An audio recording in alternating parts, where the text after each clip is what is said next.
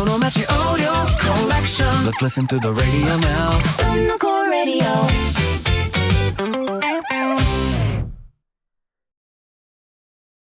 Welcome to The Explainer. Today, we're diving into UNOMACHI and the Unokore Meeting, focusing on this incredible concept of living as tourism. We're looking at a fascinating case study on historic preservation straight out of Seo City in Ehime Prefecture, Japan. But, we aren't just looking at old buildings here. We're exploring a totally community-led philosophy driven by a local group called the Unokore Meeting, which actually translates to thinking about the future of UNOMACHI. So let's jump right in, because their approach, it completely flips the script on how we think about travel altogether. So, here is a massive question I want you to think about. Can you visit a beautiful, historic town without accidentally destroying the very thing that makes it special? I mean, we hear the buzzword over-tourism all the time these days, right? It's that classic, super agonizing trap that gorgeous destinations fall into. They need to boost the local economy, absolutely, but if they bring in too many people, they just completely crush the daily lives of the residents. It feels like this impossible friction. But as we'll see, UNOMACHI is actually trying to crack the code here. When you see school children walking down the street in their little bright yellow hats and backpacks, it instantly grounds you in the reality of what UNOMACHI actually is. UNOMACHI is a living town, not just a tourist destination. Seriously, this isn't some theme park. It's not an artificial open-air museum where everyone clocks out and goes home at 5 p.m. No, it is a living, breathing community with a permanent human presence. Preserving the historic townscape is obviously important, but preserving the everyday lives of the people who actually call it home, that's the true foundation of literally everything they do here. To protect that daily life, the Unokore Meeting had to pioneer a major paradigm shift. We're talking about exhausting tourism versus fulfilling tourism. Usually destinations rely on this exhausting model, forcing artificial special events to create a sort of non-daily escape for tourists. And honestly, that ultimately just drains the locals. So UNOMACHI decided to ditch that and move toward what they call fulfilling tourism. This is entirely resident-led. It doesn't seek out these special, forced, staged moments. Instead, the town finds its charm simply by polishing its daily life. Think about that. The everyday routine actually becomes the attraction. Now, to make this whole living as tourism thing actually work, the stakeholders needed a shared foundation for dialogue. They call this the Unokore Common. It's all about balancing tourism, the economy, and daily life. It's like a three-way balancing act.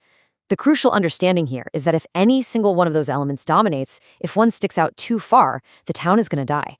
So they have to constantly, continuously evaluate their actions to make sure they stay right there in that sweet spot, the center intersection of all three. And this shared foundation builds into very clear, actionable guidelines. They break it down into desirable states versus things to avoid. Under desirable states, the focus is squarely on a town where kids and the elderly can walk and play safely. It's a place where diverse perspectives, like those from migrants and young people, are actually utilized rather than pushed aside, and where vacant houses are publicly shared and put to good use. Now, contrast that with the things to avoid. They absolutely strictly reject profit-only interventions by third parties who don't actually know the town. They also want to dodge this mindless consumption by visitors who don't get the townscape. Oh, and they highly warn against throwing events just for the sake of having events, where the original goal just completely gets lost. So, if you've got these pretty strict boundaries, how do you actually enforce them without turning your gorgeous historic town into a fortress covered in do not enter signs? Well, they had a massive shift in their communication strategy. Their whole vibe is not rules, but an invitation as a guest who shares the same ideals. Instead of treating visitors like mere consumers who need to be heavily policed with a list of strict demands, UNOMACHI treats them as peers. It's framed as an invitation. You're a guest who shares their ideals, not a problem they have to manage. They call this the sharing of morals. Let's unpack that definition for a second, because honestly, it is an incredibly smart way to manage a destination. The goal is creating an atmosphere where understanding the town's philosophy makes being there feel completely natural, rather than constantly monitoring each other. It's not about locals spying on tourists or tourists feeling like they're tiptoeing on eggshells. By inviting visitors to share local morals, it creates this naturally respectful environment.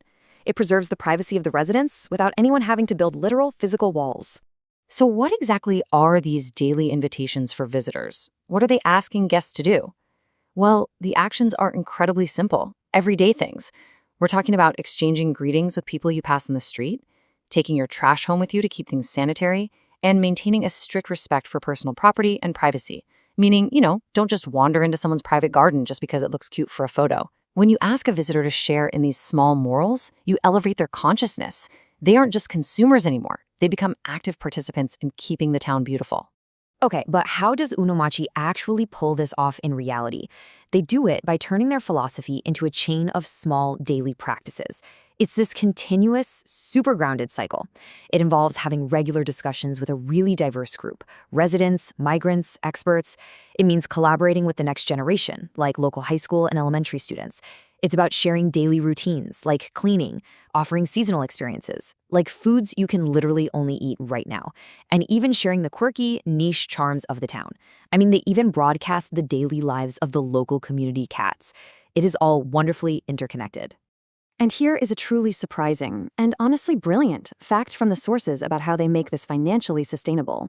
Because remember, economy was one of those 3 circles we talked about. They have successfully monetized daily life with the 5,000 yen town cleanup and lunch experience. UNOMACHI took a routine town cleanup, paired it with lunch at a local spot, and turned it into a premium, highly valued visitor experience. Think about that for a second. Tourists are actually paying to help clean the townscape, because the authenticity of participating in the real daily life of the community is just that valuable. It's not some fake show, it is genuine, hands-on participation. So, the crucial point is where all of this is actually leading. The future for UNOMACHI is moving people from being fans to being members. They already have the necessary pieces in place. They have comfort, which you find in their quiet, beautiful townscape. They have people forming a proactive, welcoming community. And they create the desire to return, driven by that seasonal food and those unique experiences we mentioned.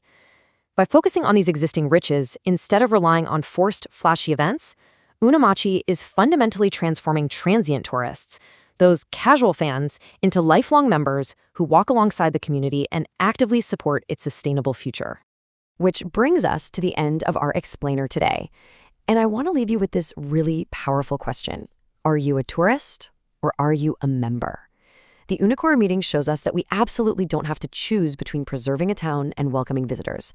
We just have to change how we visit. So the next time you travel to a beautiful, historic place, I challenge you to think about UNOMACHI. Will you just consume the town's beauty and leave your trash behind?